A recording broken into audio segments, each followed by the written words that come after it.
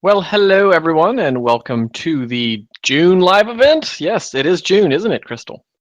Yes, I believe it is. Good, good. We have checked that out. It is correct. We have confirmed it's June. Thanks, everybody. Have a good night. That's it. That's the show. Get out. Okay, bye. Oh, okay. Yeah, bye.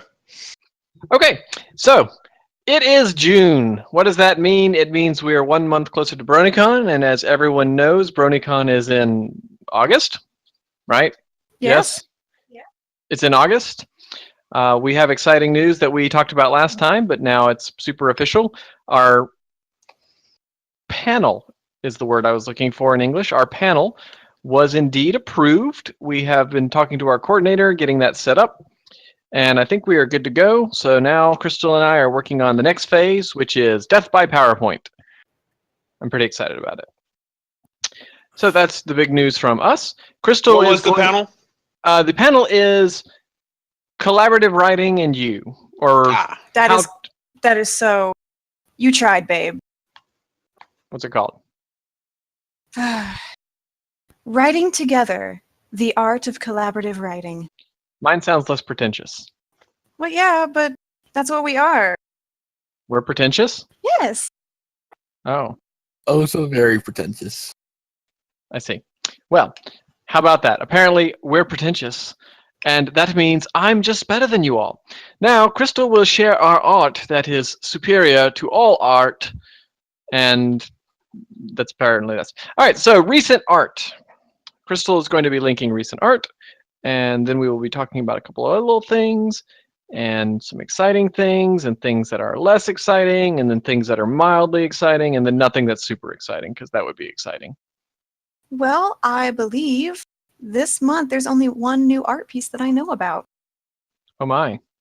and that would be a while back I did a poll of what characters y'all would like to see, and Nightingale was the one I chose.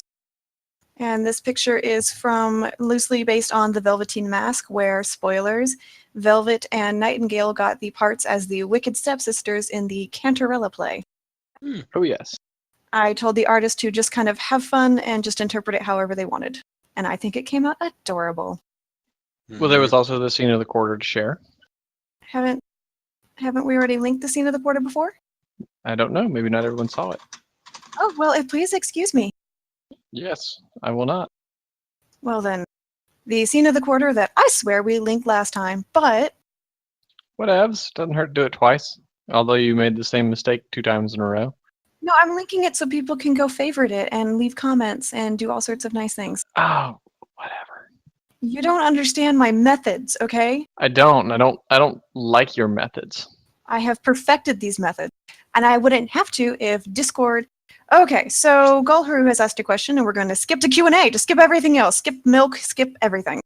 Gulharu is asking about the animation. I wish I had news, but I don't. I have not heard back from the artist. The artist has been posting other works, but not any updates on this. So I will probably have to, after this, give another like, hey, what's up? That's Indeed. exactly in that intonation and everything. Yes, because Crystal hates any kind of conflict, including imagined conflict. So just even asking for an update on something that she paid for is difficult. Now, there was also another image that was completed, but she's so rude. She typically just forgets me and that I exist. What? Oh, well, you never linked that to me for me to favorite it. See, now I'm favoriting it. Not an excuse. Now I know it exists. This is a cutesy Silent Night reference, including, if you look at the far right, Silent Dame. So I thought that was fun. Ta-da! So those are the newest art pieces. We may have some new ones next month, depending, but we'll see. And the sky has fallen out outside. So it has, indeed, yes. This just in, it's raining. Okay. Yes, this one does feature full silent, young adult silent, or rather, I guess you call it teenage silent, young adult silent, and then adult silent. And yes, Silent Dame. So fun stuff there. All right, so what's new, folks? We will tell you about a couple things coming up, things that many of you that have been attending these regularly have heard before, and that's okay. The first one being, if it's not obvious, those that read trials, it is almost over. I estimate 2 chapters left, maybe 3, depending on how verbose I am. But that will be completing the Upper Royal Guard series. It will end definitively, and that will be it for that. At that point, I will be going on serial hiatus for a little while to work on The Secrets of a Royal Guard hardcover, and that is going to be fun. And while I'm also working on that, I'm going to be working on Beyond the Veil. Crystal and I have agreed that we need to move that forwards. We have not, and until that has moved forwards, I won't be taking on any other writing work, although I'm really in the mood to do a Sunny and Azurite thing, and I've already got some other kind of stuff planned, but that's the short answer of what I'm working on. Now Crystal's turn.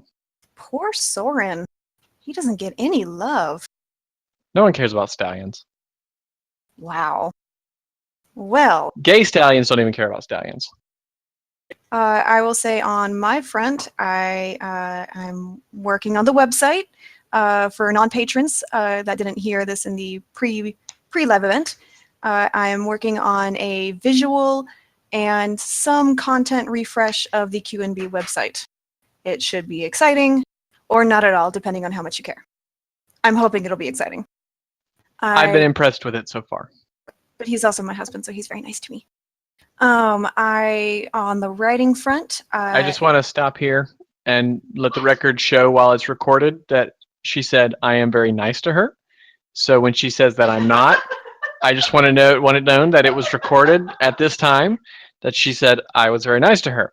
Let's just keep that in mind, everybody, because this does come up more than you might guess. Whatever. Thanks, Poster Pie. Okay, so writing. For anyone who follows the story I'm working on, Another Horizon, that has about, and when I say about, it has 4 chapters left. I am going to stick to my timeline for once, and it will be 4 chapters left. Hopes, yeah, it's going somewhere. It'll finish at some point. Swear it'll be semi-soonish. But I give up on trying to estimate how many chapters that one will take me because I am just terrible, and I feel bad. After I finish Horizon and after I finish Hopes, I will likely only be posting short things, kind of like Lovey-Dovey and the Business Pony. That was a good short one.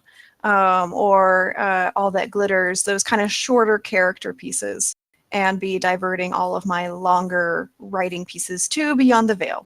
Which the problem there we are running into is I'm doing the first draft, and I'm an obsessive writer. I don't really do drafts very well, whereas Ansel can take something, write out a skeleton, and then iterate over it. And I'm like, no, I need to make sure that this sentence is the right sentence, and it's written perfectly. See,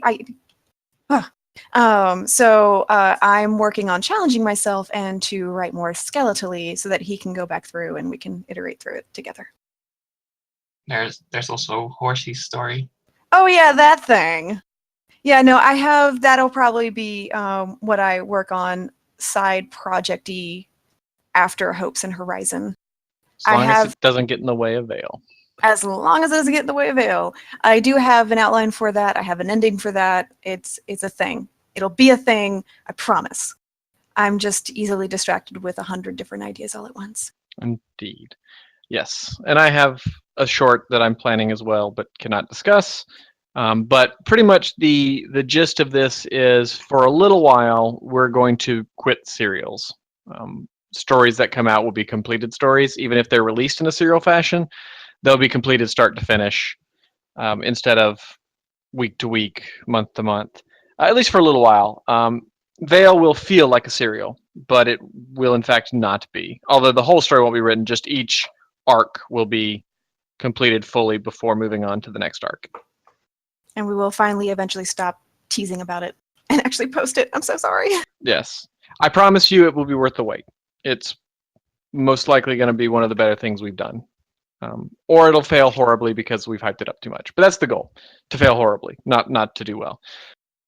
On a completely quick, unplanned note, I have been informed by our beautiful Flutter Priest, who I affectionately call Floopry, that members of our server, and I hope that this is what he meant, otherwise I'm going to be eating crow, and I don't really like to do that. if anyone likes to play Minecraft, the Barcast has a Minecraft server. And if I understood him right, apparently y'all are welcome to it. Okay. Very good. Because yes, that would have been awkward. Yeah, like I started talking, I was like, oh, wait, I may have misunderstood that. But thankfully, Pencil has just kindly saved me from eating crow. Indeed. Now, What? I was going to say, now we can turn our attention to our shenanigans. Not yet. Not done. Sorry, buddy. Okay. And the one other thing that Crystal and I have talked about recently is reviving the Ask Us. So we talked about that and feel like that is something that's probably going to be coming back with the new launch of Quill and Blade 3.0 website. So for those of you that have been around long enough to remember what that was, is you could ask questions directly to the characters and or to us via a cute little web form, kind of like you're sending them a text message, and they will respond in kind. And we're going to get that back shortly. And by shortly, I mean week or 2, 3 months. What do you think? Years? Years. Let's go with years. I like years because then when I deliver it in a couple weeks, it'll be great. Perfect. Okay. Also, before I introduce our guest this month, I want to talk about our plans for the following months. We're going to take a brief, I don't want to call it hiatus from just the standard, but next month is going to be a little bit less about the writing, a little bit more about the art of Quill and Blade. So our guest will be Nalu, and we are going to discuss the art aesthetic of stories, the art aesthetic of Quill and Blade, how that relates to the writing and influences the writing. It might be a little bit more, I guess, informative perhaps versus our normal just lately shenanigans. And then of course the August show will be done live from BronyCon. So we will be in a hotel room in BronyCon, probably with lots of people sitting around us in person, trying to somehow put together a show. So that should be interesting. So following this show, we will be putting up an early, not like following as in like right away, but like there will be an early questions thread on the forum group or film group for Quill and Blade to think about your artist questions and art questions in general. And we will be taking those well in advance so that we're actually prepared instead of our normal unprepared, where we do things like invite Milk to basically entertain y'all with his shenanigans. So take it away, Crystal. Introduce our guest and who he is and why you would dare invite him on this show of all shows. All right, folks. I think you all know that I am a very friendly person, and sometimes I make friends with strange people. Milk is one of these strange people. I adore him because on the Barcast, he doesn't talk very much, and that has caused me to make it my goal in life to make him talk more. So, Milk, would you please talk? Who is your daddy and what does he do? You should be able to. Gosh dang it. Nope, he was serving muted. I fixed him. I don't know. You guys break that every time. I think you just ask for it. That's rude. Look what you're wearing. So, Milk, even though we've had you on before, why don't you give everyone a quick recap of who you are and why they should care about you as much as I do? My name's Milk. I do things. Please don't care about me. Go away. Oh, isn't that so cute, everyone? Who is your daddy and what does he do? I'm having giggle fits every time he says that line. Yes, but I'm also being serious. Well, shit, I work with my dad. I technically know what he does, but really, I don't know what his official job title is. I see. So you're going with your father instead of your daddy. That wasn't the question, but that's okay. I mean, I don't even know who would be considered my daddy. Fair enough. Angela, you could will be you a my daddy. daddy? Will I be? Will Yes, you be my absolutely. daddy? Yes. Yes, I Thank will you. be. Then to answer the question, my daddy sits in a house and does programming and writes stories. What? Close, my friend, close. But now my wife's going to educate you. Please Excuse do. me. He does not do programming. What he does is networking stuff where he breaks everything and all of our computers stop working and connecting to the internet. And we're just like, can't get any work done because nothing's connected. And then he's just like, no, you programmers changed something. He blames everything on us, but really it's him. I hate programmers. They're the worst people ever. I hate- Especially you. programmers that start whose online handles start with C or D. Yeah, Whoa. You hearing this? harsh. This is Rude. the time when you would. Man. We're starting wars here already, again. Well, on the topic of daddies, Milk, did you do anything fun for Father's Day? No, actually. That's we just- okay. yeah. That's Fair. okay. We did something fun for Father's Day. Did we? Yes, we did. You were there. Was I? You were a part of it. Is that ephemeral? What? Okay, well, apparently he's going to fine. be weird. Oh, you mean like it's literally his F here. Hi, F. Hi. Welcome. Thank you. How are we doing? We're doing good. I was about to talk about what we did for Father's Day. Did you do anything fun for Father's Day? Wait, you're in a weird country. You do Yeah, we do Father's Day on a Father's different Day. day. Father's Day is the same day. Mother's Day is a different day. Oh, whatever. Yeah. It's the same here. No, I was working that day, but I got my dad a chocolate orange scented candle because he loves chocolate orange. So. Aw, that's Yeah. cute. Well, when just before Father's Day, Ansel and I were shopping at the wholesale store called BJ's, which ours is right next to the sporting goods store called Dick's. Enjoy that little thing. That's So we pretty were cool. at it's great. So we were at the BJ's shopping, and I saw a bulk pack of fireworks, and I'm like, oh my gosh, Ansel, we gotta get this for your dad because he's a major firebug. So we did. And when he came up, we were like, hey, Stan, we're gonna go outside. And once we were outside, we opened up this big nondescript bag, which was just full of fireworks, and handed him a lighter. That is awesome. It was good. Now, what we have learned, however, is that North Carolina fireworks suck. Just letting everybody know. So in North Carolina, the law stipulates that you may shoot fireworks as long as nothing shoots off the ground and explodes in the air or spins. So as you may guess, that eliminates all fireworks except for the fountains. Fountains. Now, while they weren't, like true fireworks, they were pretty, and we had fun. That's true. They were pretty, and we did have fun. And the actual most hilarious part about the entire thing is Crystal and I snuck around to all of our immediate neighbors, told them we were going to be shooting fireworks, got their permission, just so, even though we don't need it, but, because we're good neighbors. And we're like, we just want to let you know, we're going to be shooting fireworks. We don't want to scare anybody. We didn't have to tell anybody because Lord knows these things were so lame we could have shot them off in my garage. But, One of them made a squeal sound. true. One of them did, in fact, squeal. Another fell over and singed the cement. Also true. That would have been slightly damaging to a human being. And then some other little ones. First, they set off the little sparklers, and this is so pretty. And then they legitimately, the whole thing just caught on fire. That was actually the best part. Yeah, some of them finished by bursting into a flame. A small flame, but yes. I was like, I don't think you were supposed to do that, buddy. I understand you're trying to put on a show for us, but I think that was a little too far. That's right. All right. So, let's talk about milk. Wait. No? Wait. We're not talking about milk? On the topic of Father's Day, my baby's here. And I do recall that he didn't do nothing for Daddy's Day. I just wanted to publicly shame him for forgetting me. Okay, now we can talk about milk. Okay. So, milk, plug something. Plug something? Plug something. What do you do? Tell us about it. Oh, what do I do? I don't do anything.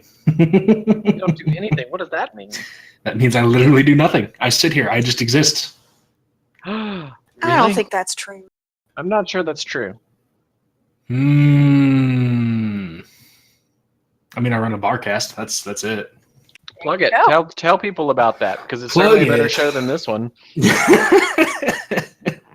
So to give you guys a sort of an idea what Parcast is, we got really drunk one night and said, let's talk about people and let's record it. So we did. and now Barcast is a thing where we invite people on once a week to sort of give an idea what they do in the fandom for MLP Fim, writing, music.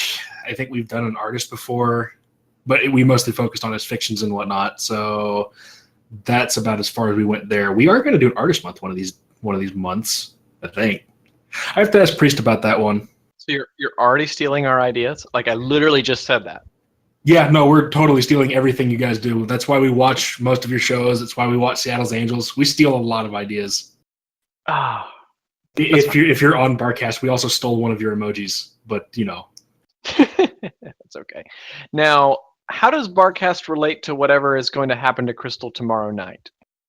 What's happening tomorrow night? Oh, maybe you're not aware. It actually is one of the questions in the live event, but I'll go ahead and answer it. Today I went to the store and I bought a frozen strawberry daiquiri. Tomorrow I'm going to drink it, and then I'm going to get on voice chat with some of the folks from the Barcast, and we're going to read some Juvenile Quartz writing. Oh shit! Shit fix. Shit fix. That's gonna be great.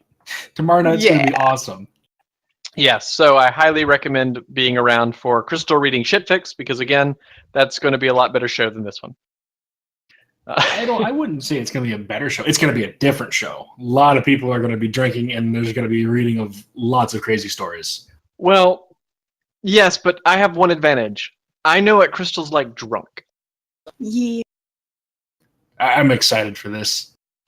Yeah, I'm just going to be lurking in the background, playing a game, waiting for the inevitable.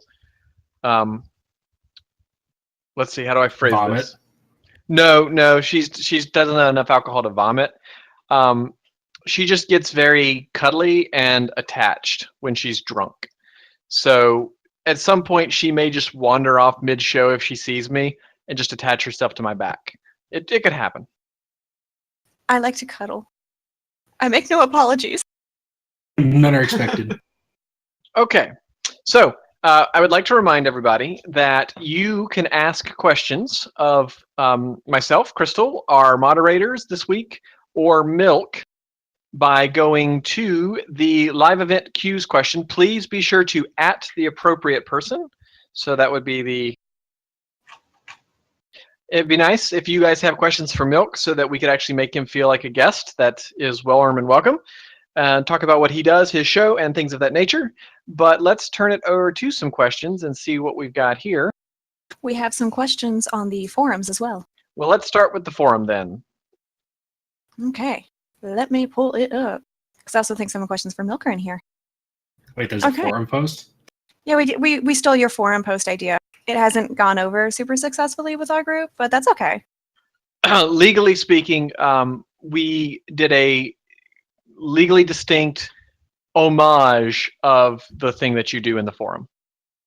We've stolen from you before, so we're fine if you steal from us. Perfect. Okay, so our first question is from my darling Poster Pie. And this is a question for everyone to answer. Can a protagonist also be an antagonist and not the? This is very deep thinking here. Does anyone on our panel have any opinions on a protagonist also being an antagonist? I think we should start with Milk. Yes, I guess. I don't know. I'm not that much of a writer. I would assume that you could have an antagonist protagonist. Wouldn't that be like an anti-hero? I think it could. I think that would certainly be one example of it. I guess it also depends on the way you're writing the story and the kind of functionality of it. Because you could always have two quote-unquote protagonists, with one of them being an antagonist of the other. Well, there's also the angle of the fact that an antagonist is effectively the obstacle to the protagonist, the antithesis. So if we're talking about a story in which the enemy, as it were, of the protagonist is himself or herself, it would be the same character. So Overcoming yourself or an internal challenge. precisely. That's what I was thinking of, honestly. Man versus elf, one of the most basic conflicts in any story. There you go. Well, you should have came up with that before Ephemeral, so Ephemeral gets 1 point. Oh, it could be- my Anyone goodness. else? It can be a joint idea. That's fine. No, that's not how we work here. 1 point Ephemeral. Oh Lord. 1 point, 0. Hufflepuff. Next question, please. Hufflepuff beats all the points it can get. It never gets any. Okay, Milk, this is for you. You ready? Nope. Are you awake? Nope. Milk, you probably told the tale why you chose Milk as a name in the Good HAE cast or the Barcast, but Milk, why are you Milk? I've told that story like 20 times in the last 3 months, not even joking. Make it 21 so it can start drinking. It's probably going to the be- entire reason was because I had joined an art stream probably 2 years ago, and some guy had just honestly mistaken my name and called me Milk Snipe instead of Mike Snipe, my actual name. And I went with it because people thought it was funny. Eventually they shortened it to Milk, and eventually that became more recognizable than my actual name, and now I kind of use it to hide away. It's actually been kind of nice. There you go. I think that's interesting. I do too, because I was like, this Mike Snipe guy's an ass, but I like Milk. Next, I believe this is for Ansel. Nope. Okay. Okay, I'm ready. Oh, okay. Does Silent Night get an epic ending party, or at least a nice long ending to chill down the story? That's a fair question. I will say this. He is definitely going to get 2 chapters, maybe 3, depending on how long the Hobbits dance. By the way, when I refer to the Hobbits dancing, I refer to the end of the Lord of the Rings trilogy, where basically the climax happens and is resolved, and then the book just keeps on going for another 850,000 words. At least that's how it feels to me. And also, full disclosure, I have not managed to read through the whole thing in a linear fashion. Anyway, there are several things that I have to resolve, and they will be resolved in the next 2 to 3 chapters. There will definitely be some positive things, provided that Silent Night doesn't die in these last 3 chapters. Ouch. But then he still dies at the end, right? Who dies at the end? Silent? Oh, of course. Chokes on a pretzel. Yes. He will die like Caramon in Dragonlance. I think we had the discussion useless. that, he died uselessly, like Midnight Poem. We did have that discussion, yes. Yeah. Next question. All right. Is there going to be an alternative universe Q&B story of Silent Night keeping what he gets in Chapter 58 of Trials by accepting it? That is incredibly vague, but I get it. It is vague intentionally.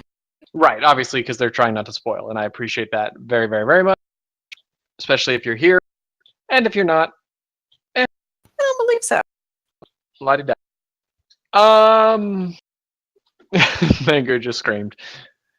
I don't currently have one planned. That would be interesting, but I don't currently have one planned. The only alternate Silent Night story I have planned, kind of tangentially, is Night and Day 2, and that involves Sunny and Silent going through the mirror to the gender-swapped one, where they meet man Sunny and girl Silent. But yeah, that might be one of those shorts I complete. Okay. I'm going to direct these to Milk because he's our guest. You have discovered a new planet. What will you name it? I will name it Cannon Fodder because I guarantee I'm going to find some way to blow it up. All right. Good answer. Would you ever invent something useless just for laughs? Obviously, because then people would buy it. People are weird. Exactly. Yeah, fidget spinners. Hey, those aren't useless. They are. I'm Whoa. spinning one right now. Come on. Whoa. Why don't you back off with your shirt in your face? Next question. All right. Well, that's it for the forum. All right. Like I So, said, it's not wait. super successful. So my goal for you all is to use the forum at least a little more for the next for the art one, because we are going to talk a lot about art influencing writing and vice versa, because that's been a big part of the Quill and Blade experience for us. Okay. First question, made by a lovely lady, if I do say so myself, is asking Milk, what is your favorite thing about the MLP fandom? I don't know. Good answer. Off to a great start. Best guest ever. I mean, I could make something up for it. Yeah, make something up. Wow us. It doesn't have to be I'd- true. No, you know what? I'll do a real talk for it in that terms. I have to say it's got to be the fandom and the people that I've met and the wonderful friends that have like become a part of my life in the last like 2 or 3 years now. It's been freaking wild. Not you, Enigma. You be quiet. Go back to your corner. Well said, sir. That touched me and my feels, and not in a way that makes me have to show a prosecutor on a doll. But I like the doll. Can we go get the doll anyway? Yes, hang on a second. While Crystal asks the next question, I will get the doll. All right. Well, this beautiful lady who is asking questions also asked questions for any mods that happen to be on at the time of the live event. Erie Eris, what is the most useful writing advice you've ever received? Ooh. Okay, so I've received a lot, right? From like looking up myself and from wonderful people here. I would say what has been most useful to me, at least recently, is that I got myself a little notebook, like A5 size notebook, that I just take with me on public transport and everywhere. And I just jot down ideas and work out ideas in that For notebook. non-Europeans, A5 is a paper size. You don't have A5, A4 paper sizes? What, No, seriously? we do it in imperial inches because we're awesome. What the hell? I can't fathom a world where there's no A4 paper. Right? That's like really weird. I have to look this up now. I'm just Anyway. disappointed you're not taking your notes on A1 paper. Come on. 5. What? You want me to write on the wall? That's basically a giant chalkboard. Exactly. Make your point. Gosh. Anyway, point is that the kind of change in the medium from typing on PC to writing on paper kind of helps me be less distracted and gives me a bit more free form into sketching different kind of ideas. So it's been really helpful for me to develop ideas and really flesh out some aspects of world building. So what you're saying is your writing advice is write on a piece of paper. Yes, Well we'll go with that. Next question. -1 point, Erie. Wow. Harsh. Okay. DJ Thump, you read a lot. Like, a lot. How do you choose what to read next? And how do you keep track of all the plot threads from ongoing stories? Honestly, both of those kind of a crapshoot. Okay. For the latter, I trust my memory, which mostly serves me well. I don't like keep notes or anything. I just generally can remember. And honestly, usually when you get into a chapter of a story that you've maybe not read for a while, or for some reason it didn't update for 2 years, yeah, I can still usually remember pretty rapidly. Though if need be, there's always the previous chapters you can go read, if it comes down to it. For choosing what to read next, purely talking about, MLP fan fiction, I just, over time, follow a lot of people on fan fiction that have, stories that I'm generally interested in groups that have stories I'm generally interested in, and honestly, it's kind of the never-ending fire hose of stories on the site, so there's almost more of a trouble in not finding stuff to read than finding stuff to read. That is all very fair. I'm impressed at your memory, but Me maybe too. that's just because I have a terrible one. Yeah, me too. Like, I struggle, like, just as an example, and again, because I usually use Wing as an example because he doesn't care and he knows me. So, like, I sometimes, if Wing released a chapter in 2 weeks, I have to go back and read the previous chapter because that's how bad I am. I'm like, I have to go back and read my own chapters. I'm like, wait a minute, what did I say in the last chapter? I am bad, but that's just me. Of course, some things just, like, who the hell's Midnight Poem? He's a dead pony. I'm sure he's not important. Thank you. You He's make me dead. so happy. He's dead. Well, Oh, that's Rosby. He changes his name so often I can't keep track. Well, he's not around, so we'll skip that. Oh, can I answer as Rosby? Sure. Answer question now. Okay. People always want to know if you are like your pony self. Are you? Yes. Next question. Good job. Good job, Rosby. That was very authentic. Okay. Are you going to be Marms as well? Who wants to be Marms? Yeah. Oh no, I'm Marms. Okay. I could do Marms better than I can do Rosby. Okay. Marms, tell these lovely attendees a story about our childhood. Your choice of what story. Okay.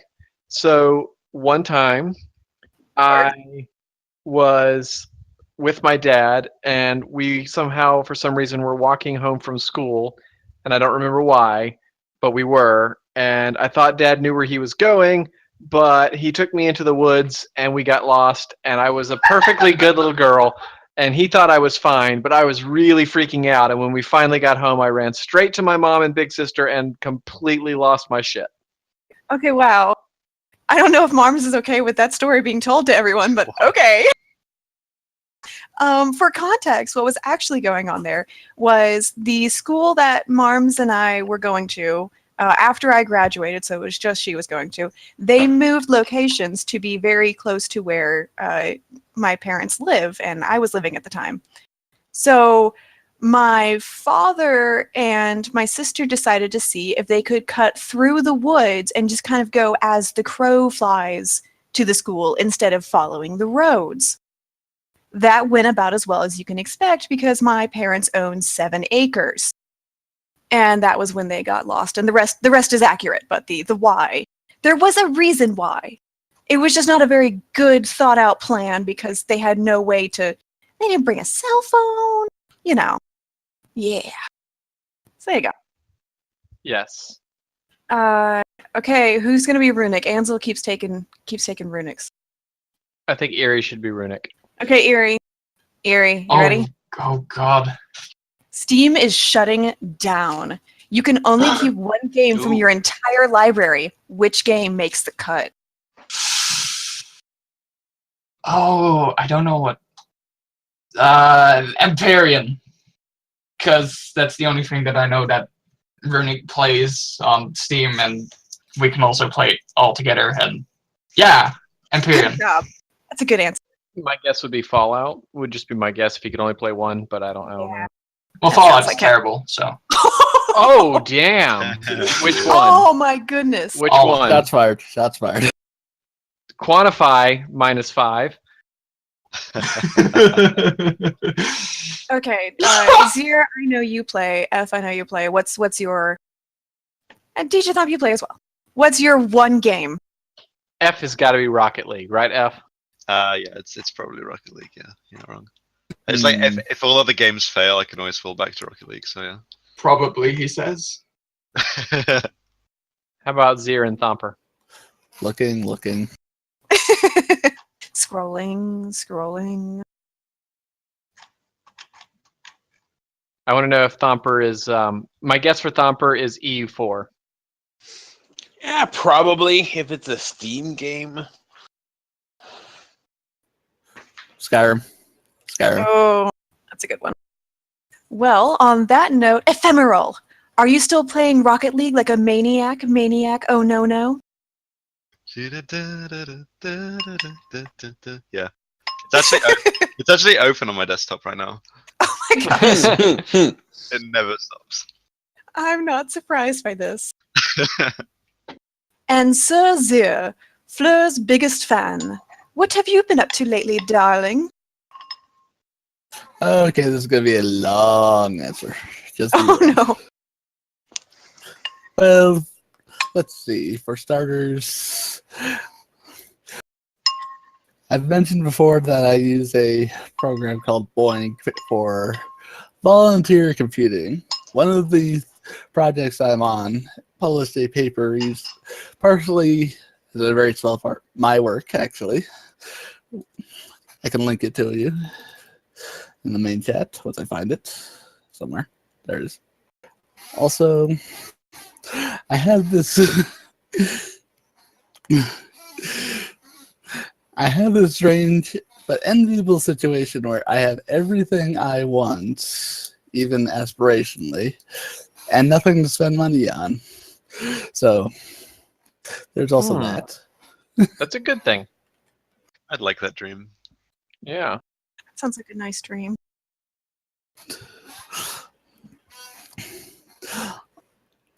Also, I managed to rip a hole in my sheet last night, so I'm annoyed about that. And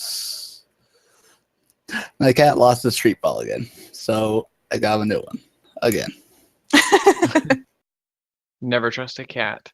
Okay. Now, the next questions come from a very sensual person with very sensual hair and sensual shoulders and beautiful teeth. I don't know.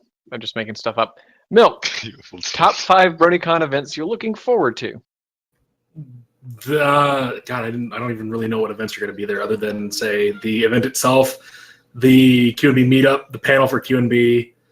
I think what was it? Aw. Priest has got a panel, and then Pencil's got a panel that they're all doing stuff, and I'm going to try to be there for that. But I'm going to be honest here, all 5 of those are topped by having Snoo there. So Yep, that makes Aw. sense. True love. What about Pucker Up Priest? Ooh, oh yeah, and that thing too. Yeah, we're going to be doing that. Oh yes, I can't wait. I'm very eager to see that.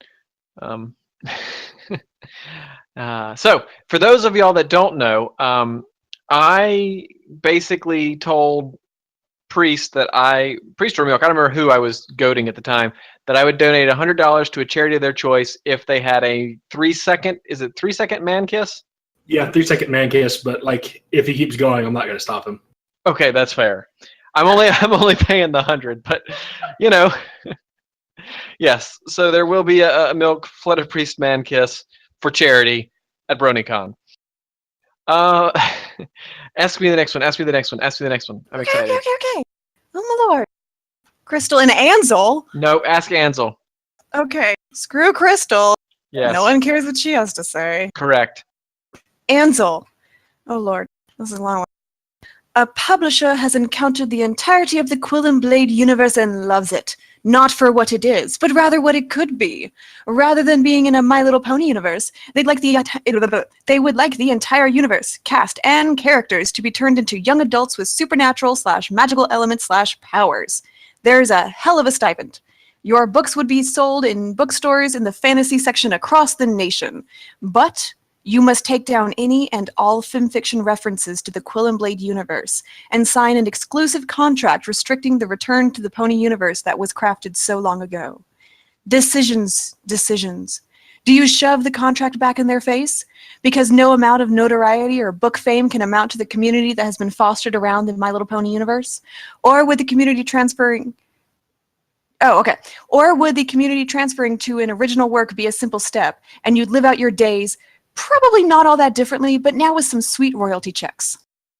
I would dump you all in 5 minutes. No.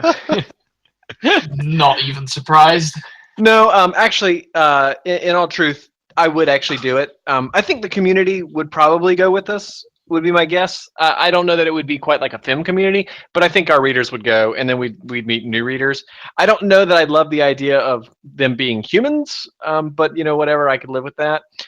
I have talked about in the past, like, if something ever did happen to where, you know, Hasbro actually cared about fan fiction or something, we have thought about doing something. Generally for me, it involves the ponies becoming some sort of like magical huskies, with Unihuskies and Pegahuskies, and you know, just basically not even try, like literally just be like, oh, they're not ponies anymore, they're dogs, and then just change the princess's name slightly, and you know, do that, and yeah. You joke, but I really want to see a Peghusky now. That sounds absolutely amazing. All right, I will get on that with Nalu. I will. Scene in the corner. There you go. Perfect. Silent Night the Pegahusky. I will make that happen.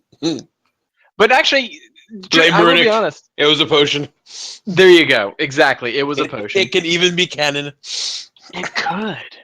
But if I make it no, yeah, that'd be fine. No, I have thought of it before because Crystal and I write so much original stuff. It has come across to me sometimes. I'm like, I don't think we'd ever have like a best-selling book or even like a majorly selling book. But like, probably like my other books that I've released in the past, like I do get a royalty check every month. Generally, it's 2 digits, not change. I mean 2 digits after thing, but like, I think about it sometimes. What do you say, wife?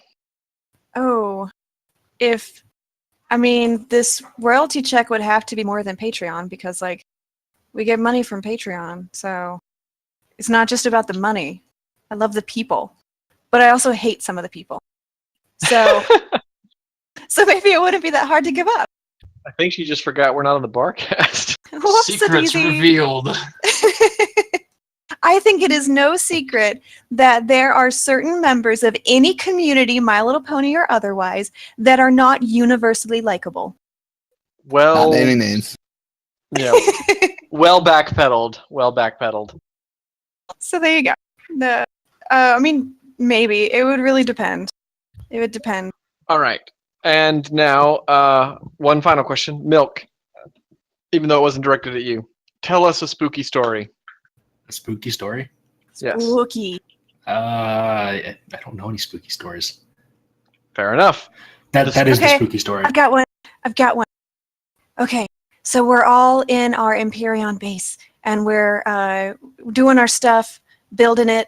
Empyrean is a space game, by the way. And we're doing our things, each of us building our own little areas. And all of a sudden, the lights went off. Oh no, did we run out of power? But we hadn't run out of power. There was still power in the base. Why did the lights keep coming on and off? Why was this happening? All of a sudden, over voice chat, we hear, spooky. And Iria starts laughing. Because he keeps turning on and off the lights. It was him all along. Oh, so spooky. -2 points, Erie. Oh my god. I can't At win first- anything. At first, he didn't know he was doing it because it was some kind of like keyboard shortcut he was accidentally doing. And then, yes, Yeah. once he figured it out now, like whenever we're just like wandering the base, all of a sudden the lights go on and off. So there you go, there's your spooky story.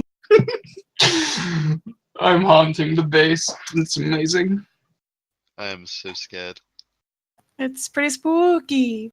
Okay. Spooky. Okay, Ansel, since you are the one most perturbed and invested in Mango in this sense, what is a word or sound that you want Mango to learn and one you want her to unlearn? Well, what I like, so on the serious side, because I'm gonna answer this, like, what's something I'm actually occasionally trying to train her to, as I'm trying to try to train her to say "daddy" when she wants me. That's going very poorly. What I've been also trying to like joking with her is to either learn "mango mean" or "explosion," either of those. And what do I want her to unlearn? None of her stuff really annoys me. My mother has 2 grays, and they both make the fire alarm low battery sound. Yeah, that would be. Yeah. But Mango doesn't really do that. If I had to pick something that I just like wish she would stop, like she would unlearn, she does this weird thing that I think it's the sound of brushing teeth, because she does it at the most random prompts. But it's just like it's really strange. I don't know why she does it. If she hears us brushing our teeth, she'll do it. Sometimes she just like literally just sits on our cage, makes direct eye contact with us, and goes. It's weird. I'd be okay with her stopping that. Milk, what is your favorite Mango moment? Okay, so I just happened to be like watching Mango Cam at work, and I think it was like probably early morning. Crystal comes over, she gets into the camera, she's taking a picture of Mango, and then like about 30 seconds later, I get that picture sent to me, and then I obviously took a screenshot and sent it right back over to her of her taking the picture. So that was a moment for me. I like it. And Ephemeral, how did you become Ephemeral Moon? Was it because you're out of this world? Good God, Erie, -2 points. I want to give him a point for that. Is that okay? What's that? I want to give him a point for that. Is that all right? Oh, that's fine. I Okay, will. All right, fine. At least someone Excellent. appreciates me. I appreciate your smooth words.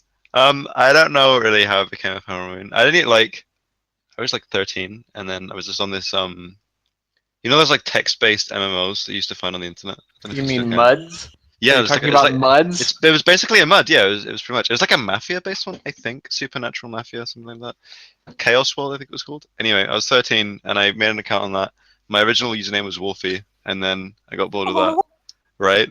And then I switched it to Ephemeral Blue, and then I rocked that for a while. And then I just made that OC for the Patreon roll call, just like on a whim. And I had already done. I already had art of my OC made by a friend of mine, and then I was like, wait, I actually need to come up with another name for it. And then I had like a moon cutie mark. So like, yeah, sure, it's fuck it, call it Ephemeral Moon, and it was born. So there you go. 13 years in the making. Oh. so cute, Wolfie. That's what I'm gonna. That's your name now. It had like 3 Ys. It was great. Oh, So, Milk, do you control the floof or does the floof control you? Yes and no. There are days where I have control, and there are days where I just don't. All right. Question to Azurite. So, what are you doing to save Equestria while Miley is all like, "Hiya, virtue powers"? All right, +2 to Eerie for that one. We are actually going to find out a little bit of what Azurite was up to right before the story ends, and I will say it involves lips. all right. Mine going Ansel. to bad places. Yeah. Ansel, should a writer or any artist forego what is accepted to be good if trying to create that sort of content makes the task no fun? Should a writer just do whatever the heck they want, even if people won't understand, at the risk of sounding like a goth? First, let me flip my hair. Okay, I did it, except for I don't have any hair. So, from a fundamental perspective, if it's no fun, then I say it shouldn't be done. So I staunchly believe that if someone is writing strictly for like hoping, like say if we talk about film, like hoping to have pony fame or hoping for front page or hoping for any of that, and that's the only reason, not to do it. That's an opinion. That's it. But I think that task leads to a lot of heartbreak and upsetness. So I will say, just because it's good, if it's no fun, then I don't see a purpose in it. I have certainly done things that are not quote unquote good that I've enjoyed. I've done things that have pissed people off because I'm just trying to tell the story that I'm trying to tell, and also just trying to grow as a writer because I'm not perfect and I have to learn and I have to make mistakes and do that. But I generally enjoy myself. So should they forego what is accepted as good if it means they're going to have fun? Yes. If no, then maybe explore why it's not good, but still maybe do it. It just depends. Milk. Well, we kind of already answered this. What is your name all about? I think we've done that one. So Well, okay. okay. I think he's more or less referring to why I'm labeled not breast milk. Oh you know. yes. Okay. Well, by all means, explain. That's because I get away with doing a lot of stupid stuff on this chat, and Ansel made the joke, so I went ahead and kept it. Indeed. Of not being breast milk, yes. Yeah. I believe there was a Twitter post or Tumblr post. Yes. I will attempt to unravel it. Something about when you talk about milk having to always specify not breast milk. Yes. It's basically to creep people out. Whenever you're talking about milk, you always specify it's not breast milk. So you're like, what would you like with your breakfast? Milk? Okay, not breast milk, right? Okay, you're right. Here you go. I found it. It's a tweet. It's just to make. Okay. Ansel. Asking Ansel. We could read it aloud for the people who are going to listen to this later on recording. Jess is spooky at Jess Okay Fine. That's actually kind of funny. Every time I talk about milk, I clarify not breast milk. It's unnecessary and it makes people uncomfortable. You may continue now. Oh, you're done? Yeah, I'm done. I'm trying to be considerate of people who aren't here right now. -2 points, Crystal. Okay. Fiddlesticks. Ansel, why must you make my head hurt with your twisted tale of deceit and treachery? Well, that's a fair question. I'm more or less trying to write that kind of story. It was a challenge for me. It's not typically what I've written in the past, so I always try to do something a little different. Push my comfort zone, even if it means sometimes I come short. My real wheelhouse is first person sort of like slice of life with a little bit of stuff and a good background tacked on. So grandiose plots I do okay, but then adding in kind of twists and turns and stuff has been a challenge for me, as is writing combat.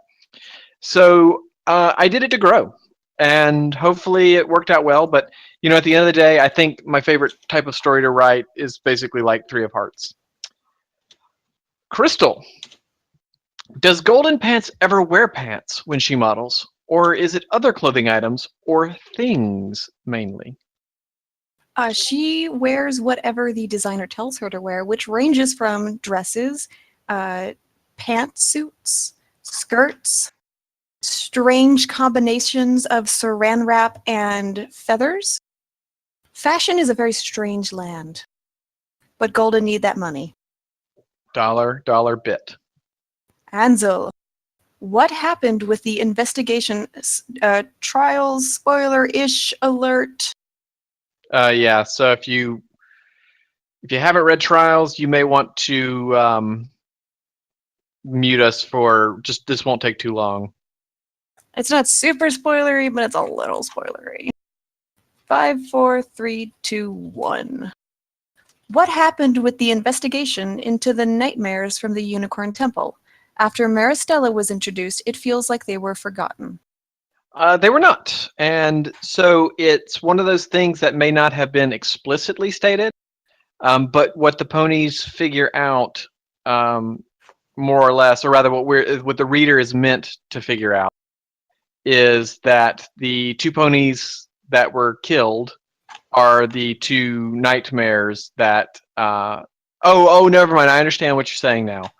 Nothing. There was nothing there is the short of it. Even though the temple went, there wasn't anything to find. Specifically, the ponies related were the ones that he killed. There weren't a lot that survived, so there wasn't really much to tell. But yeah, that is kind of a loose, kind of hanging part. But really, it was. I think it's more that it's more implicit than explicit, since you Yes. prefer to be subtle. Yeah, since nothing was found, nothing came back. Is the short of it. Okay. Crystal and Ansel, but Crystal, what are the best and worst parts of being married? The best part is that you have someone who will love you forever, even when you're terribly mean to them and say awful things. The worst part is you're married to someone who you will love forever, even when they say terrible things that are hurtful. I'd like to point out that it was recorded earlier that I'm nice to her. Okay, no, real talk. Best and worst part of being married. Well, presuming that you are married to someone who fulfills your life as much as Ansel does mine, you have someone that is always there for you, that you can do anything with. I mean, we were just kind of wandering downtown Asheville, and even though it was hot, sweaty, we weren't sure if we were going the right direction, we're just okay and happy being together, and it's kind of like having a best friend, but it's someone you cannot cuddle with. Yes. Right. So, I mean, that's really what it comes down to. Everybody has a different view of relationships and what they should be, and in no way am I trying to suggest that what we have would work for everybody or what and is correct, because again, what is correct for Crystal and I is not necessarily correct for someone else. So please don't take this as that. For me, it's having a true partner in life. That's how my parents' marriage is, and that's how they've been together so long. Your mate has to be your number one. And Crystal and I are actually very codependent both ways. We fit each other's strengths, we fit each other's weaknesses. And when one of us is in need, the other can provide in one way or the other. So as cheesy as it sounds, is when she is not around, I don't feel whole or like that I'm fully together. I don't really like when she's not around. So, and I guess the worst part is truly, like Crystal and I, we've been married almost 5 years now, and we're still in what people swear is the honeymoon phase, and they're all like, oh, well, after a year things will change. They didn't. After 2 years things will change. They didn't. Well, after a few years they'll change. They haven't.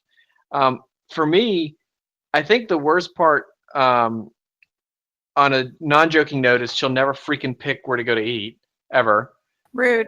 ever. What do you want to eat? I don't know. You It's not a pick. marriage thing, though. I don't know. But it's the worst part of our marriage. The If bird, that's the worst part of our marriage, I'll take it. the bird, or the fear of somebody taking it away. That's probably the worst part. Crystal, or Ansel, why is Crystal so awesome? Crystal is a very kind person to everybody but herself, which is nice. Very thoughtful, possibly so much so to her own detriment. But I appreciate that sort of gentleness and compassion that she has. And Crystal, why is Ansel so awesome? Ansel is similarly kind and thoughtful, but for him, he expresses it in a different way. He will fight for you. He will punch anyone down that makes anyone he cares about in any way sad or hurt or offended. You don't mess with Ansel's crew. It just is not a good idea. He's also the leader, which I appreciate because I'm a follower, so it works really well for me. But he's not an aggressive leader in that he takes over a situation, but he just kind of naturally gravitates to the dad of any group we're in. And considering that I seem to naturally gravitate to the mom, that works out really well for our relationship. In less sappy things, Ansel, will you be releasing the Book of Secrets of a Royal Guard? I absolutely will be. And when I finish trials in the next month, I will actually start working on that in earnest to get all the chapters smoothed out to about even sizes, get the plot slightly modified towards where I wanted it to go originally. No drastic changes. I mean, there's not going to be any like major. The story is different, but certain characters will change slightly. Maybe a couple things added, including one thing I can just think of on top of my head that I literally forgot to put in there, but it always intended to, but just didn't do, regarding Silent and his sword. And of course, the biggest thing, correcting spelling and grammar and doing a much better job of spelling and grammar. So what'll happen is it'll be a much smoother read, with the goal of us having it ready for signed copies. Will be ready probably right around Thanksgiving. And for people that don't give a damn about signed copies, those will be probably just purchasable. And when I say purchasable, I mean purchasable at cost online. Okay, Crystal, how much can and does Mango actually fly? When she has gone through a molt and all of her feathers are in, she is fully flighted. She can get from one end of the house to the other. She doesn't have as good motor control and turning control because she's been in captivity her whole life and had her wings clipped at a young age, so she doesn't have that super control over, say, a bird in the wild can usually turn on a dime kind of situation. But she is pretty good at getting from point A to point B. That is no problem. So Amazons are kind of a stockier bird than, say, an African gray, which is very svelte. So she's a super strong flyer. I take her in to get her wings trimmed, and I'm like, listen, can you take a couple extra feathers? Because she's a strong flyer. And Dr. Burkett, who I go to, is an extremely great avian vet and is very concerned for the safety of the animals. If you trim too many feathers, then they risk falling and hurting themselves. So he is very gentle with how many feathers he takes. I take her home, and she can still make it to the freaking kitchen. So then I have to take her back, and I'm like, listen, like I told you, she's still flying. So yeah, she's got some pretty good flight. She's a flying bird. Milk. We didn't forget you. What? Dangerous. How would you describe your relationship with some of the people around you? Being a glass of milk and all. See, I actually have like a small thing for that. And it's been weird, to be honest, because the whole reason that even came around is because obviously the name Milk, but I had joined an RP server about I think it was back in last October, a little bit after that. But I had made the joke, well, shit, I'm going to play a glass of milk as my character. And it turned out people didn't really know how to really handle that because they're used to, another character that can physically do things, interact with the world. I couldn't do anything. People had to pick me up, move me around, and everything. All I could do was talk. So there were lots of really weird situations, and there were things I can't really mention because of what that happened, but it was a thing. That makes that picture makes so much more sense to me. I know, right? I And love nobody it. drank you. Priest you is ever drank? enjoying some milk. Okay. All right. Milk. If you were set out to pasture, how cheesy? God, Erie, how cheesy would you be? Pasteur, that's a weird word. 10%, because the other 90% would be rotten fat. Okay. I think this is a general question for everybody. Pumpkin or apple pie? So let's start from alphabetical. Looks like I am alphabetically first. That is a incredibly mean thing to ask. That's a tough question. So first 2 quarters of the year, apple pie. Second 2 quarters, pumpkin. Next would be Crystal. Ooh, I love me some pumpkin pie. Thumper. Pumpkin. Nothing but pumpkin. Ephemeral. Do you Okay. have pumpkin pie over there? I'll let you on a secret. I've never had pumpkin pie. I know it is Ah. a thing. There's a thing here. I've just personally never had it. That's your goal for the rest of this year, is to have a slice of pumpkin pie. That's fine. I like an easy goal. That's fine by me. No, so I would have the default, I guess, to apple pie because it's the only one I've had. It's the best and the worst. Erie. I also never had pumpkin pie. Oh my word! So Freaking euros. I'm sorry. Mine So is I'm 100 points. Yeah. I'm going to pick pumpkin pie just so I can try it. Fair. So that's going to be my pick. Milk Pumpkin pie, hands down. and Zir. I admit I've never had pumpkin pie, so Ah, and I'm an American even. just gonna stop you there. -5. Okay. Lord, I'm so disappointed. Ugh, I'm really disappointed. Sorry. pumpkin pie is amazing. I mean, Apple pie is good too. Don't get me wrong. I love pumpkin pie. we All right. are coming to America, so. I can't introduce you to everything in like 2 days. And August isn't really a pumpkin pie time. Well, you're asking a Euro to like no pumpkin months. That's, that's just bad. Whatever. Is It's it just pumpkin a kind of a pie by default? Like, because you What? could slice it. You Like, you before don't go understand. into it. What? no, no. Hold up. Wait, in that way, though, an apple is also kind of a pie before you do anything with it. No, pies What? need the crust. What? Skin is a kind of crust. Oh, No, it's not. I'm sorry. What are you saying?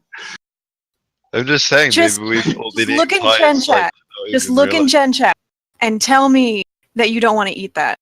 Oh no, that actually looks delicious. Goddamn. It looks like a cheesecake, but like orange. It's so good. Mm. How are you not like going out to go get one right now? I don't know any God. pumpkin pie takeaway shops, so. But Fix your I'm- life. but I'm definitely planning on it now. That looks really good. Good. I wouldn't eat it. I just ate whipped cream. Ugh. I'll endeavor to try some pumpkin pie. Before 2018 strikes, y'all gotta try some pumpkin pie. I'll let you know how that goes. Okay. Goodness me. In Secrets, Exemplar. It's Secrets. It doesn't count anymore. In Secrets, Exemplar Feral got a scroll from Moonlit Star that had the Nox Pony's knowledge on the oracles.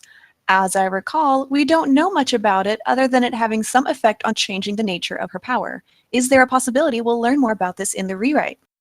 Yeah, more. I'll clarify what I meant by that. It really gave her a better understanding of what her power was. Not so much that it physically changed the power. So that was just me being unclear. Really, there's not like a super secret like it actually changed her power so much as it gave her a better understanding of what it was, so she had a better understanding of potentially how to use it. Erie. Actually, Crystal wrote these, so I'm going to let her ask them herself. But my next question wasn't for Erie. Yes, it Oh, is. yes, it is. I'm sorry. Don't question me. Questioning. I got lost. I am still lost. There we are. Erie, what? Oh, okay, this isn't the same question. I didn't ask the same question twice. What is the best piece of advice you've learned from your idol, Brandon Sanderson? But Crystal, you're my idol. +2. Golly gosh. You're just so sweet. But I know it ain't true. I know Brandon Sanderson got that star position up there.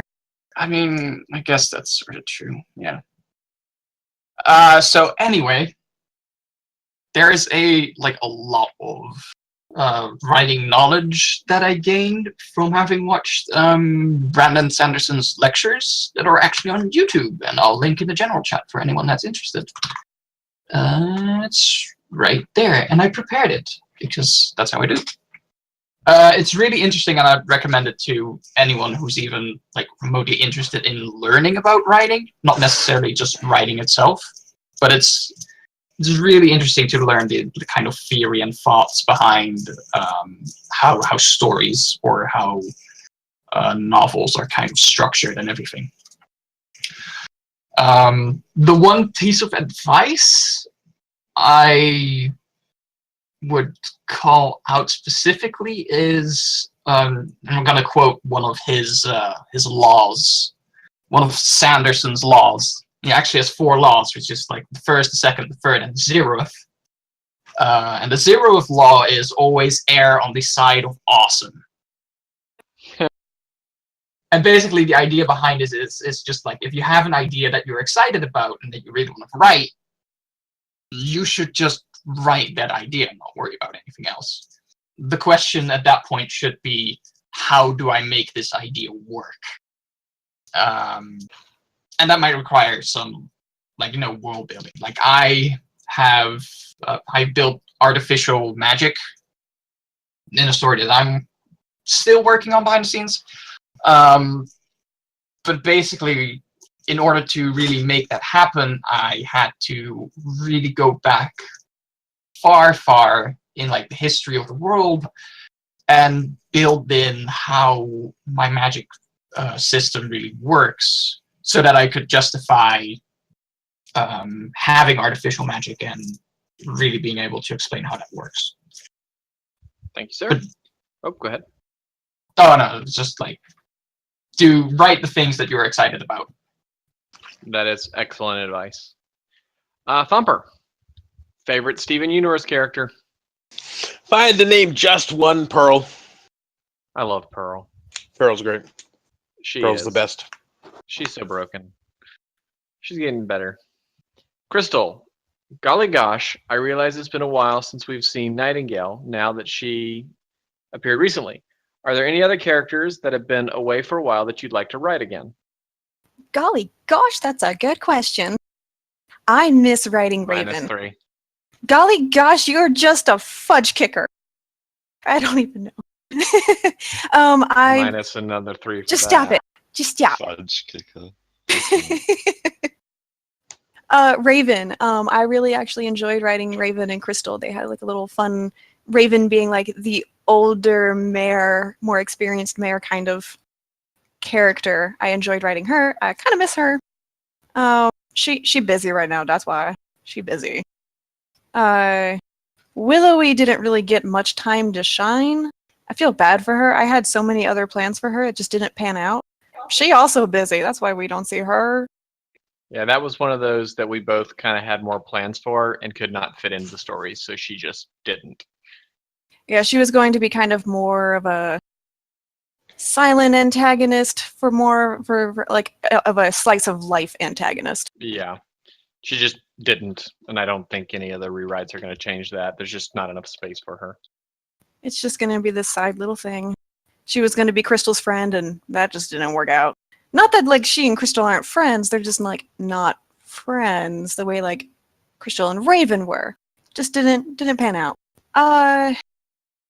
I actually do, and I don't have a place for her in anything upcoming, but Perennial was fun. Like, I know she was, again, in it. Maybe I just like antagonists. What's up with that? She, again, was kind of the antagonist in Velveteen Mask, and yet I like her. She's fun. She's a fun character to write. I want to write Dolly. I've been missing Dolly. I know I wasn't asked, but like I have that thoughts. I just really like Dolly. Am I doing a Southern accent? I'm actually not intending to. Did I go Southern? So funny thing on Perennial actually, because I consider Perennial I consider Perennial to Velvet being like Golden to Crystal. Yeah. And I mean there's some future stuff there. It's just like we're talking like far future. So look at their event. Perennial is not done yet. Yay! Okay, so I asked the next question, so I'll ask the next question. Mel, What? oh wait, you've already professed that this is not your expertise forte, but you know what, here we go. In seriousness, let's talk writing. What is one of the most common mistakes you see writers making, and why do you think it happens? Well, first off, the mistake is that they pick up a pen and try to write, and it's because they think they're edgy. Oh my gosh.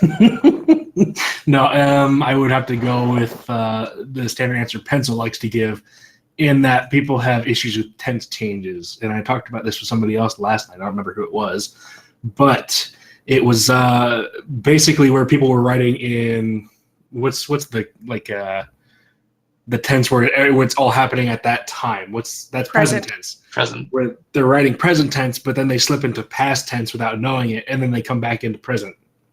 Tense changes are the big thing that annoy me. It always jumps out so strongly to me and just ruins the story. No, my it goodness. kills the story. Oh yeah, like an never easy thing make to a catch, tense though. error. I will have to keep that in mind because It I have. just ruined forever. I am now kinda wanna afraid. just like intentionally insert lines. Wow. I don't know Seems why like people something do you it. can I catch, just but, don't like, pay attention. I guess it's different when you're actually writing it. I actually have a different one. Can I add to this? Is that Sure. allowed? I actually sometimes find that because when I start reading and I see third person, I immediately default to reading it in third person limited. If I see first person, then, well, first person is by its nature limited. But then, like, sometimes I read in things that the viewpoint character shouldn't see or experience or know about.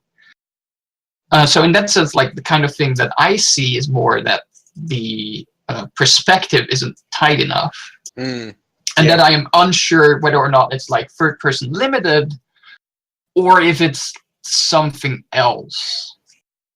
Something you occasionally see along those lines that just ends up feeling so weird is when it's limited, but they move between characters in the same scene. Yeah, And okay, it's so anyway. the thing with, so Ambient mentions third person omniscient. And the thing I think with omniscient is that you need to really use that effectively. Like there's one story or part of a story that I know about and don't know the story or what it was.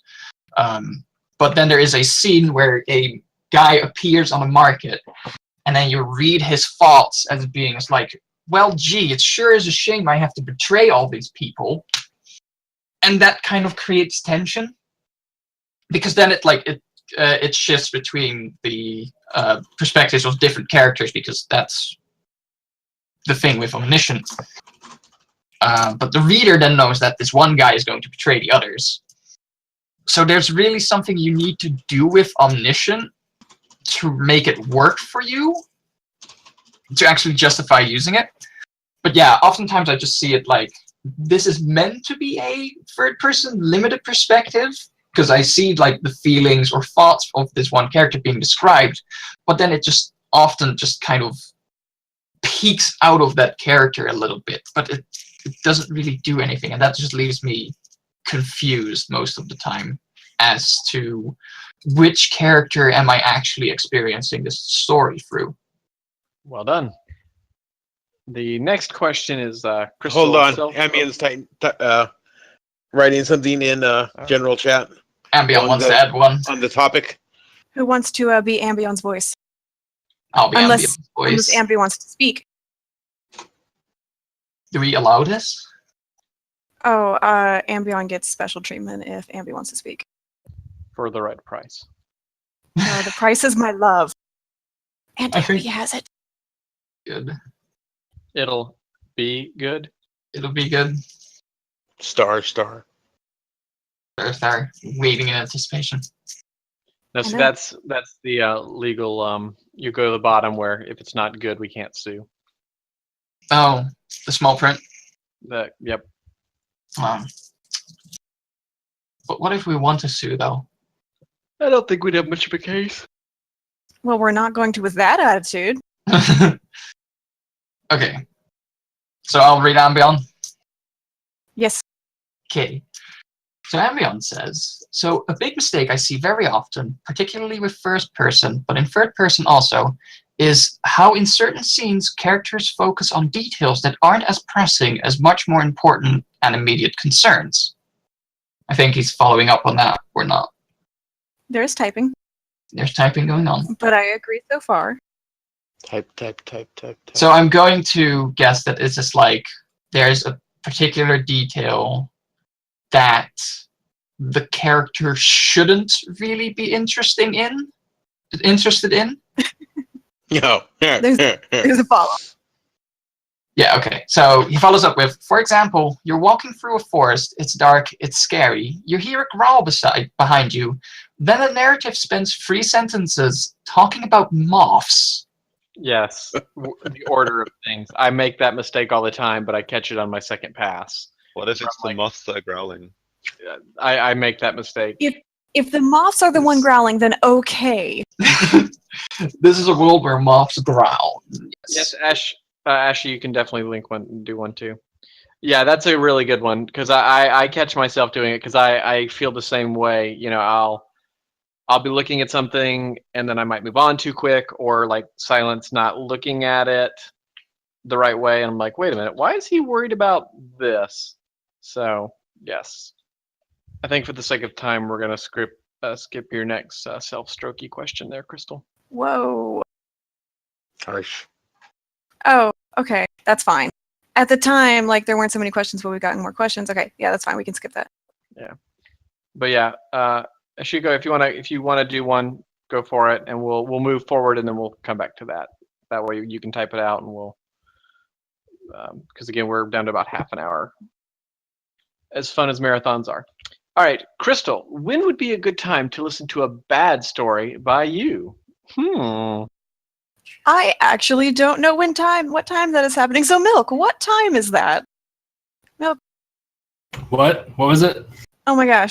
When is shit-faced shit-fix? Sunday. I don't know what time. Oh my god. No one knows. I'm not running the project. You have to ask Pencil. It's Pencil's project. I know, but like you're my liaison. I'm I too think ashamed.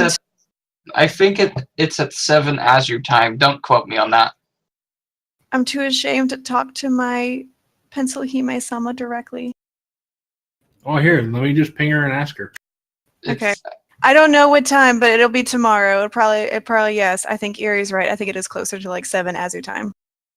I don't know. Dylan's wrong. Just follow the sound of the giggling. Okay. Lars. Okay, I see it. Ansel. Bug. My goldfish's important question. What it means to ask is, when can we have Mango Cam in 4K 120 FPS in the HDR color space? Mango's not worth that. Milk. Replace the Bard cast members with League of Legends characters. Who would become champion? I actually sat down with Snoo last night, and he helped me pick characters out because I don't know anything about League of Legends other than how to play Lux and I think what was her name? Not Sona. Janna. I can do that one. But I would replace Pencil with Blade, Enigma with Yasuo, Priest would either be Yarick or Gragas. Flam would be Jin, just because he likes drinking gin. And I guess I would get replaced with Rakan, and bonus round Snoo would be Oriana. Fair. Sweet. I don't know what any of those names mean. Milk, if you had to tell a story of the Barcast through interpretive dance, what sort of movements would represent each member? I can't do any of those movements out of fear of being banned from here. That is fair. Ooh. Crystal and Ansel, if we became the superheroes Quill Woman and Blade Man, what powers would we have? The ability to go to sleep on time and stay asleep until I had to get up for work.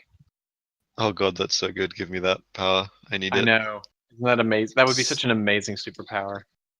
Same. What would you have, Crystal Plus? I mean, like, you know, usually superheroes, their names have to do with their superpowers. I'm not quite sure how Blade has to do with, like, all of that, but, like, Quill, I think I'd be like a bird woman. So I just have, like, caw, like, screeching things. Yeah, I had, like, supersonic screeching. So like most wives. Wow. You know what? I even gotta give that to you. 5 plus 5. Plus 5 answers. Good question. Any Steam Summer Sale recommendations? We'll do a one-for-one alphabetically. I am going to say you can't go wrong with any of the Final Fantasy series. Going, if you haven't played through those or need to play through them again as an adult. Crystal? I just started finally playing this game. People have been recommending to me forever because I misunderstood what it was, so I wasn't getting it. But what is it? Crap. Stardew Valley? I don't know. The Harvest Moon game. Stardew Valley. Yeah, that one I just started playing, and oh my god, why haven't I been playing this sooner? Goodbye, guys. I'm gonna go play it. Yep. Thumper? I don't know. You don't know.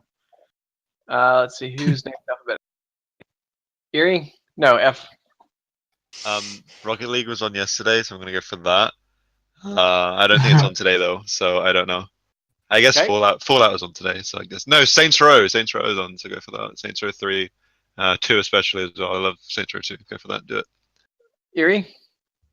I'm getting myself, which I would also recommend, Ori in the Blind Forest and Abzu. I also recommend Abzu. Zir? Planescape Torment, because that's the only one I can see that I know of on the list. That's fair. Ansel.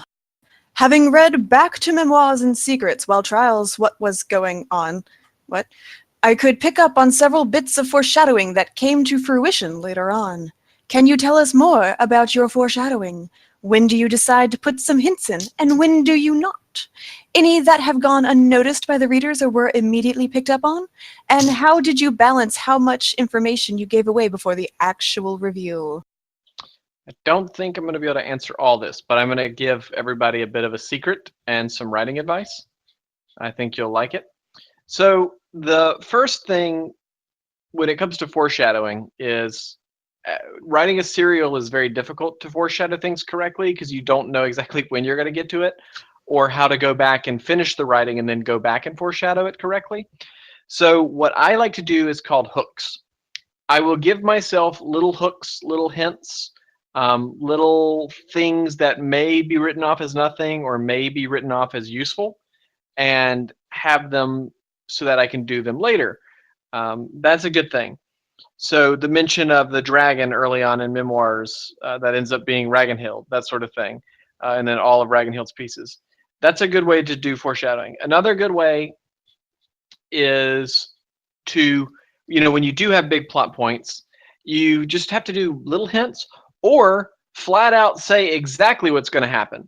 Because sometimes people, they just read that and they don't see it. And even if you give them perfect information, it's not going to do it. And I like to do a balance of that a little bit. Farrell, in some cases, just said things like flat out, like this is what's going to happen, or hinted at it. As far as, things that I go unnoticed by the readers, I can't think of immediately because I may have forgot about them. And it's just, let's face it, you write 500,000 words, that happens. Actually, I think at this point it's closer to 6.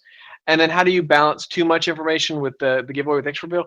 That's the hardest part because you want to keep people interested without frustrating them, but without just telling them the plot. So I think you have to do it as breadcrumbs. Crystal, on the flip side, your stories are much more character focused rather than plot focused, meaning you have no plot. How do you go about foreshadowing things, if at all? And if you don't, or do it to a much lesser extent, how have you managed to introduce new elements or developments to your story without making those feel sudden or out of place? Man, I feel bummed out now. Ansel's interpretation of your words are just making me real bummed out. No, Pick an accent and stick with it. no, I don't want to. Okay, so I'm trying to think. I mean, completely honestly, half the time I'm winging it. Like, I have this general trajectory that I am aiming for. And then I just kind of meander, and that's why my first story is 400,000 words, because I meander a lot. And I am lucky enough that I can stumble into things that people think are successful. It's shameful. Don't be like me. It's the wonders of discovery writing.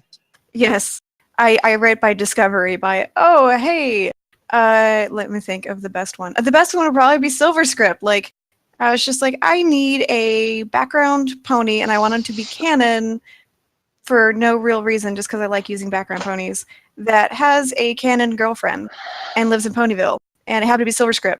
And then I needed his role in Hopes, and I was like, oh, hey, that's perfect. It fits perfectly. And then in the Another Horizon, it's like, oh, hey, he lives in Ponyville. Horsey, he knows Horsey. Oh, wow, actually, he knows everyone. This worked out perfectly. It was mostly an accident. I asked the next question. Yay. Hey, DJ Thomp, you've got that film fiction gold. Do you just really believe in the altruistic notion that if you use something and have the financial means, you should support it? Or are you just so used to being gold here that you had to get gold on the site too? Or do you just really like that bling bling status? There are a couple reasons why I jumped on the Patreon status for FimFiction so quickly. The first is that for a very long time, I've been looking for ways to support the site, just given how much I use it. Last year, for a while, there was something available called Google Contributor, which was a little funny the way it worked, but it basically lets you buy your own private Google ads, which are then served up to just you, which were just cat pictures, which had and then you could whitelist the site, and I did that, and whitelisted FimFiction, and basically bought my own personal cat picture ads for FimFiction. Other ways, but unfortunately that service turned down. But that's just kind of that example. I want to support the site. I use the site so much. The other side of it is that in the last little bit, there's been these video ads on mobile that have just been killing my ability to kind of read and comment quite so conveniently. Like actually lagging up my mobile browser for some reason. It's just honestly been terrible. So the ad free is a huge bonus. Why I went gold, I don't know. You like that bling bling. I got it. Yeah. I got you. At the moment, I'm amused at being in that little top list of people on the site. The Colden Gardez came along. For a little bit, I was the very top person. But then Colden Gardez did gold status. Now he's listed above me, so yeah. I kind of like the look of the silver better than the gold, so, you know. Yeah. At some point, I may step down a level. Got to be that AJ Thomp for that. Or AJ Thomp. Well, it's weird because it's not 100% consistent. Yeah. It's not 100% alphabetical. It's like partially alphabetical, except when it isn't. Okay. Eerie, what is your guilty pleasure anime? We all got one. Come on, tell us. We won't laugh at you much. I'm going to say Divine Gate, and only for the first episode, because I hate everything else about it. And the only thing that I love about the first episode is how terrible it is. See, that's a true guilty pleasure. My Which guilty. I would have to quote like the monologue in like the first 10 seconds. So the anime opens up on like a raining street, and a guy gets off a tram or train, whatever. And he has an internal monologue, and it says, "Pitter patter, pitter patter. The raindrops may fill the cracks in the street, but it will never fill the cracks in my heart." Oh my god. It's great. So amazingly bad, and that's why I only love the first episode and hate everything else about it. That's fair. I like it. That is pretty bad. Okay, I assume we need to. Yeah, time is Highlight. of the essence. So let's see here. Milk, any genres you particularly like or dislike? I guess strongly, we'll call it. In terms of fanfiction writing, Yeah, let's go with that. Let's narrow the scope.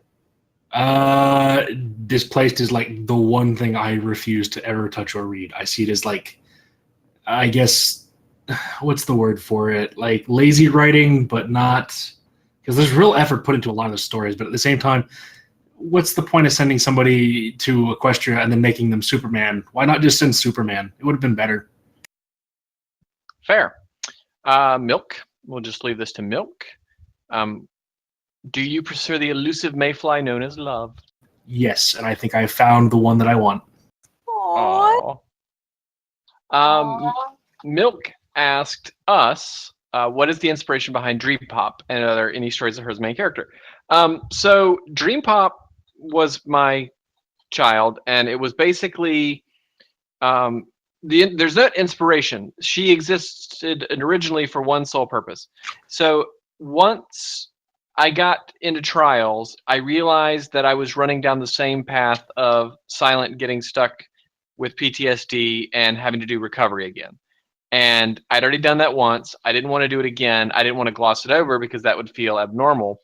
So I wanted a superhero, basically, that could help him. And that is the beginning inspiration for Dream Pop. So then I also just thought it would just be funny if Dream Pop was just good at everything and could be anywhere he needed to be. And she just grew and grew and grew to this ridiculous character who I love and would probably like to write a story about at some point to explain all that. But the short answer is Dream Pop is just a genius. She's also younger than most of the other ponies, even though it doesn't come across. But like Dream Pop, definitely, like legitimately, we have a set skill set for her with some wiggle room. But she is a medical doctor. She's a couple PhDs and several other degrees and certifications. Zir asks, follow up to that, how fun is it to write Dream Pop? I love it, but I have to make her as funny as possible when I do. Crystal, would you say Golden is prettier than Iridescence? With her makeup and everything done up, yes. Yes, that's exactly how. What's funny, we didn't even discuss that, and that's exactly how as I saw it. Okay, 15 minutes, lots of questions. Let's do this one real quick. Zir, what do you like about Fleur so much? That's a bit of a complicated question, but what happened was I created the fanfic group for Fleur de Lis, and as tends to happen when I do this sort of thing, I just wanted to learn more and more about her, and she grew on me so much, so fast that I just fell in love. Fair enough. Let's see here. We'll skip the username ones just because not all of them are on, and we already talked about Ephemeral. Let's see here. Lars asked, is La Chancellor ever used in the Quillenbell universe? I don't know what that is. Let's see here. We'll take one thing. No. Okay, Crystal, are there any QMB characters that have really self-sabotaged their lives, perhaps bad choices or through prejudices? Golden is the biggest example of self-sabotaging her life. She had one bad situation and she let that jade her viewpoint for the rest of her life until something changed it, which I don't want to spoil for you, Ambi, because I know you haven't read Hopes yet, but okay. Stratus Knight for sure. He just couldn't get past anything, and even when he kind of knew things weren't right, he would still just kind of keep going. Silent almost. Didn't quite go over the edge, but almost. Sunny almost, but for me, it's really Stratus. Let's see, that's very charred. Let's see, blah, blah, blah. Let's see.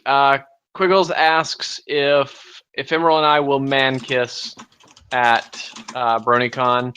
I'm gonna go with a maybe. I'm not gonna say no. Absolutely. Take it. He just said absolutely. Take You it. said absolutely? Okay. Well, I've only kissed one man ever, and it was kind of unexpected. So I guess I could give it a shot. Why not? I'll kiss you, F. That's fine. Woohoo! But I'm not gonna linger. It's gonna be more of like a chaste peck on the lips. Oh, that's fine. You're a married man. Thank you. But yeah, I'll kiss you. That seems fine. Let's see Are you here. even gonna be at BronyCon? Huh? Sorry. Are you even gonna be at BronyCon? Yes.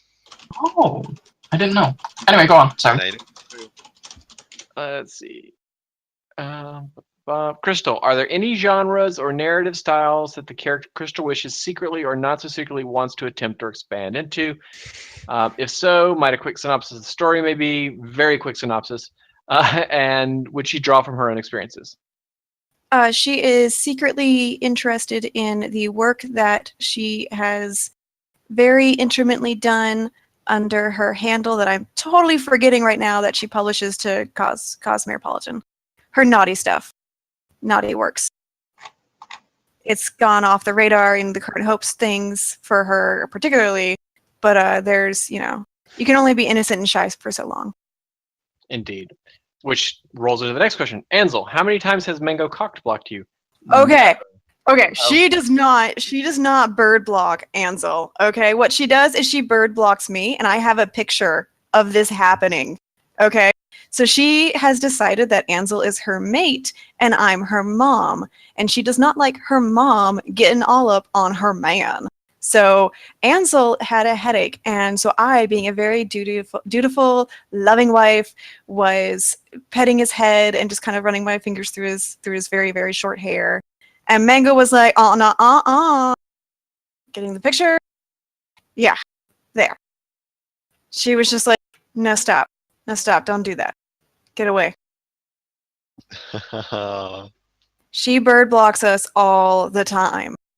If we're sitting on the couch shoulder to shoulder, she will put herself between our shoulders. All right. Ansel, semi follow up to Enigmatic. How often has Azurite been cock blocked? Clock blocked. Clock blocked. Oh my God, that's hilarious. So generally speaking, Mr. Clockerson goes home at a certain period of time because Mrs. Clockerson wants him there. And, Azurite occasionally worries about them, but generally not too often. Okay, I like this question a lot. Crystal, dolls, action figures, posters. What merchandise does the Desert Rose movie have? It has everything. Ponies love their merchandise and their little knickknacks and their things. There's two plushes / dolls, whatever you want to call them, of the stallions with little magnets in their little muzzles so that they kiss. It's super cute. Okay. Let's see here. We got about 10 minutes and we got to say thank yous and such. Okay, Quiggle says he'll do $100 to charity if I kiss F, so I will now definitely kiss F. Zir, this would be a yes, but it's not. So the question was, would you and Nalu do a lady kiss at BronyCon? I don't see why not, but Nalu will not be in attendance. If Nalu was in attendance, I would have a lady kiss. I mean, if Ansel's going to get a man kiss, I deserve a lady kiss. Yeah. Yeah, well, and especially, I guess if I'm going to kiss the second man in my life, it may as well be ephemeral. That's fair. Yeah. To be honest, my first man kiss was 100% a surprise. Surprise? I will tell that story when we're done for the after. But yes, remind me, because yes, it's actually a good story. Okay, the final question, and then we're going to do a wrap up, and then we'll go into after hours, but then Crystal and I we have promised some folks that we were going to do a game thing. And anyway, Ansel, Crystal, you wake up as Crystal Wishes and Silent Night, respectively. Aw. In Equestria. What are your reactions? Well, mine would be, oh, thank God I don't have to go to that job anymore. And other one, I really, really, really, really hope that this isn't the version of Q&B where the war happens. And Crystal? I'd be super excited. Like, they would just be like, oh my God, my dreams are coming true. I'm pretty and I have magic. I'd be flying immediately, yes, and laughing at the dirt ponies and pooping on them. What? I could fly. I'm like, well, whatever. They can't do anything about it. Okay. So I want to thank our guest Milk, and as always, our moderators. Thank you all for being here. It has been a pleasure. And Milk, your genuine friendship to us and enjoy letting us come on your shows and be super annoying has been awesome. So thank you, sir. You guys are welcome. Thank you for having me. All right, and as always, we want to thank you all for being readers and fans. And we will put out some information about the art-themed next episode, where we will talk about the art aesthetic of Quill and Blade and in general. We might try to get a couple of artists in on that, so we might see if Rami and Dokitty will also answer and take your questions. Nalu will be our guest. We have assigned her up for that. We might see if we can get Rosby to take some art questions as well. So think about those, folks, and we'll have a forum thrown up for that. And as always, thank you again. And Crystal, anything before we close out and I talk about my unexpected man kiss? Milk, I'm sorry we did not shenanigans that much with you. I hope you can forgive us. That's okay. This is enough shenanigans for the day. Okay. Well, then I take back my apology. Thank you all for listening.